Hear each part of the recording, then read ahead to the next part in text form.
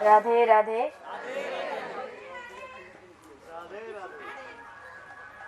अभी आप हम सभी खड़े हैं अक्षयवट की भूमि पर, जो महाराज जी ने आपको ऐचा दाऊ जी में बताया। 2 दर्शन अभी हम करके आए हैं। ऐचा दाऊ जी, ऐचना मतलब खींचना, पंडा जी ने आपको वहाँ की महिमा को बताया। बिहारवन भी ब्रज की एक बहुत ही प्रसिद्ध वनों में से एक है। आपने देखा वहाँ की झाड़ियाँ, वहाँ के वन, लगता है कि साक्षात वृंदावन कभी ऐसे ही हुआ करता होगा। तो बिहारवन, और ये है अक्षयवट।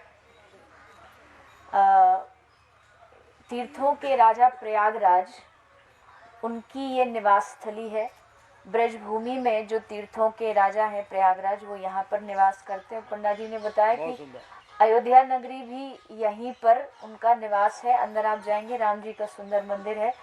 तो अयोध्या भी और प्रयागराज भी, दोनों तीर्थों का इस अक्षयवट में निवास स्थली है।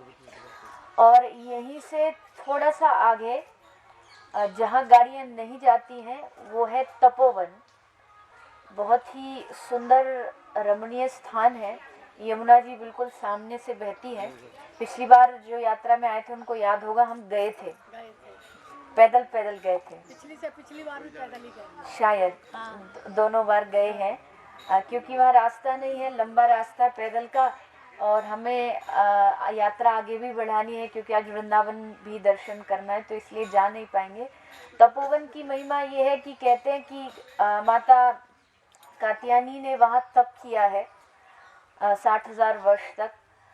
तपोस्थली है। गौड़िया संप्रदाय के कुछ संत वहाँ रहा करते थे, और सबसे बड़ी बात, हमारे जो गुरुदेव हैं वो भी इस स्थान पर बहुत वर्षों तक रहे हैं, तपोवन में, और बहुत वर्षों तक उन्होंने भजन किया है उसी तपोस्थली पे, तपोवन पे। और मेरा ये सद्भाग्य है कि ठाकुर जी की कृपा से, राधा रानी की कृपा से, जो पहली भागवत करने का मुझे अवसर प्राप्त हुआ, वो भूमि भी यही है, तपोवन। पहली भागवत जो हुई थी वो तपोवन में ही हुई थी। तो आप सोचिए कि आज से मेरे ख्याल से 2005 हाँ जी, 2005 आप बहुत वर्ष हो गए। तो आज अगर इतना विकास नहीं है, जबकि ब्रज का बहुत विकास हुआ है आज के समय में, पर वो स्थान अब भी वैसा ही है, तो उस समय कैसा रहा होगा। मतलब वहाँ तक पहुँचने के लिए भी ना कोई गाड़ियों की व्यवस्था होती थी, लोग पैदल पहुँचते थे, श्रोता पैदल जाते थे। और ये पूरे जो आसपास के गांव जिनमें हम निकल के आए, खासकर ये पास में जो काजरोड गांव है, वो गांव के समस्त लोगों ने उसमें बहुत सहयोग किया था। तो वहाँ पर हम लोग जाया करते थे। सामने यमुना जी बहती है, यमुना पार से लोग आया करते थे। माताएं घर से रोटियां लेकर के आ जाती थी यमुना जी में पार होकर के। तो बहुत ही पवित्र भूमि है मेरे लिए भी, क्योंकि वहाँ ठाकुर जी ने मुझे ये अवसर दिया था कि उनकी कथा को गाया जा सके। तो तपोवन को हम यहीं से प्रणाम करेंगे, उस भूमि को हम यहीं से प्रणाम करेंगे।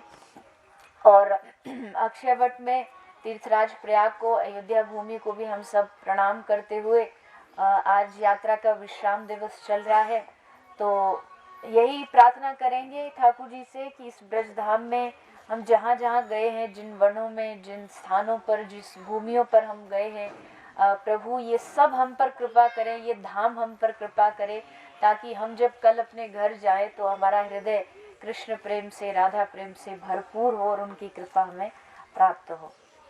तो ऐसी इस भूमि की महत्वता है, तपोवन की, अक्षयवट की। हम जिस रास्ते में से आए हैं ना, ये पहले पूरा यमुना जी का ही मार्ग था, पर धीरे धीरे यमुना का स्तर जो है वो कम होने लगा, तो यमुना जी थोड़ा और पीछे पीछे हो गई, जबकि ये पूरा स्थान यमुना जल से भरा हुआ था। तो यमुना महारानी को भी हम प्रणाम करते हैं। यमुना महारानी के एकदम नज़दीक है, चीर घाट में और नज़दीक जाएंगे तो आप सब दर्शन करेंगे। हम अंदर जाके तपोवन को यहीं से प्रणाम करते, फिर हम चीर घाट चलेंगे। जय श्री राधे।